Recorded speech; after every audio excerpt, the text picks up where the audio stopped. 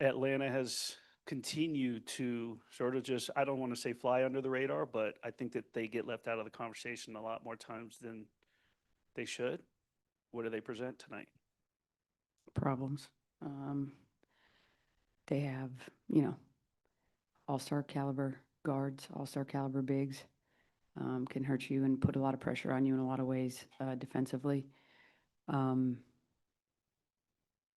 yeah, I mean, their record, I think they should be in some conversations for sure. During the previous lull that you all were in, they were the one win. And if I'm not mistaken, they were winning, and that was like one of their few losses during their win. Do you keep Hmm. that in mind that they're coming in a little revenge minded, or you just kind of Sure, sure. You know, um, they haven't forgotten. So they're going to come in with um, a ready to go mindset. We have to match that. I didn't like our first quarter against them. So we got to be better defensively out of the gates, make things a little bit more difficult. Um, but we still got to play our game. We got to move them offensively, spread out their length, um, do the things that have been enabling us to be on a roll.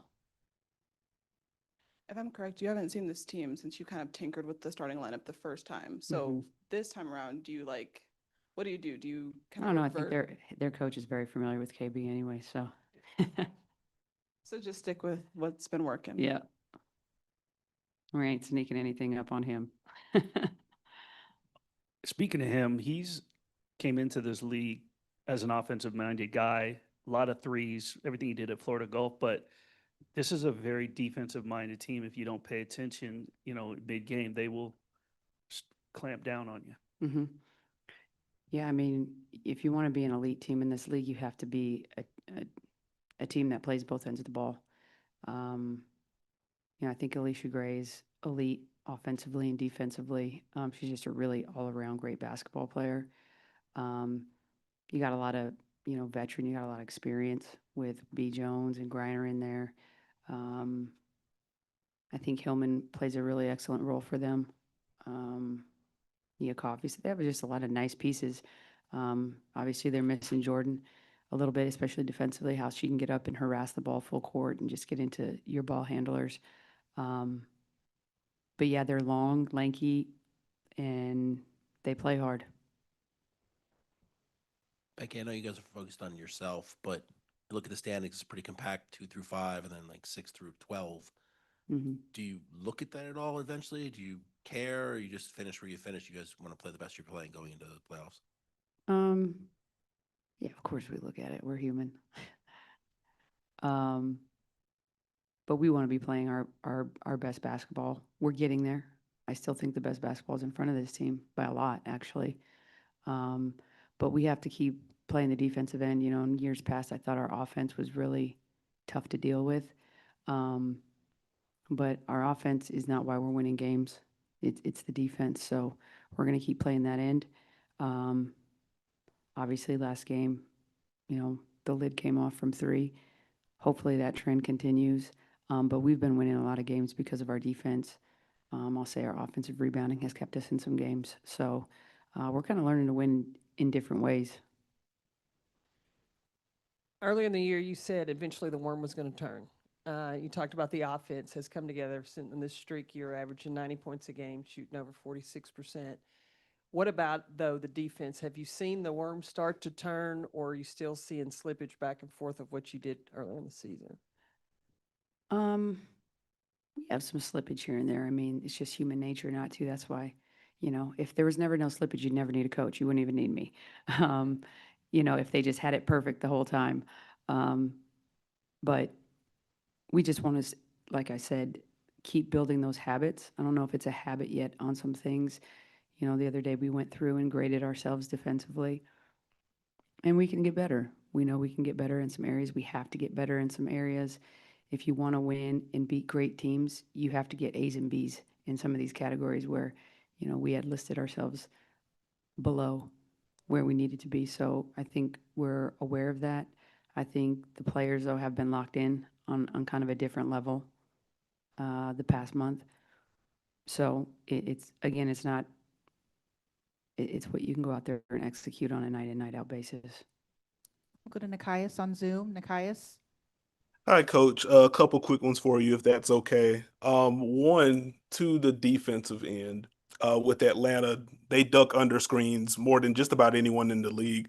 How does that alter your approach offensively, if at all? Well, you can lower, I mean, there's some things that you can do to try to help combat that. We're aware they go under a gazillion screens. So moving the screens down lower, repicking, there's different things that you can get into with it. But yeah, we got to be ready to come off and shoot on some of these repicking and then get the ball out. If they switch or blitz on a repick. So, but yeah, they kind of dare you to beat you from outside. Got you. And then for your defense, with the switching in particular, it feels like sometimes when the guards are switching on to bigger players, sometimes there's an effort to kind of scram those guards out of there, and other times it is just letting them kind of battle and fight. Is that just a read for the players on that front, or do you want the scram switching to be more of an automatic? We do it when we can, when it's doable, you know. Otherwise, there's just certain times, certain teams will put you in different situations where your trapping person has to come from a different spot. With these bigs, like we don't want Dana and the smaller guards switching on. You could do it all right, and they're still just going to get it because they're too big. But we do want to scrap. We know we need to be scrappy. We know how we want to do things in mismatch situations, and where our help is built in to help those situations. But yeah, if we can scram out and get a big, back on a big, that's great. It just doesn't always happen, and that's those are one of those areas that we're a work in progress. Yeah, if we could do that every time. Who was a masterful scrammer was Sue. Sue would be out of that mismatch before you ever even got to the blocks. You were passed off to somebody else. Her coach used to say she was a traffic cop. She just and then before you could expose it.